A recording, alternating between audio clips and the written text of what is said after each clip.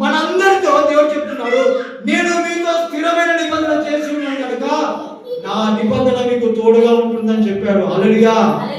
నిబంధన యొక్క ముఖ్య ఉద్దేశం ఏంటంటే శత్రువైన సాతాను మిమ్మల్ని ముట్టకుండా ఉండడానికి దేవుడు నిబంధన ఏర్పాటు చేశాడు. ఆమేన్.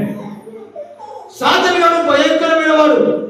ఎవరిని విరుగుదామా, ఎవరిని నాశనం చేద్దామా, ఎవరిని భక్తిహీనులుగా చేద్దామా, ఎవరిని పాపులుగా చేద్దామా, ఎవరిని సమస్యలను పడేద్దామా, ఎవరిని అనారోగ్య పాలు చేద్దామా, ఎవరిని అప్పుల పాలు చేద్దామా, ఎవరిని కష్టాల పాలు చేద్దామా, ఏ కుటుంబాన్ని పాడు చేద్దామా, ఏ వ్యక్తిని పాడు చేద్దామా అని చెప్పి వాడు గుంటలక్కలా ఎదురు తిరుగుతున్నాడు. కాబట్టి వాడిని ఎదిరించాలంటే దేవుడు చేసిన నిబంధన చాలా అవసరమైనది.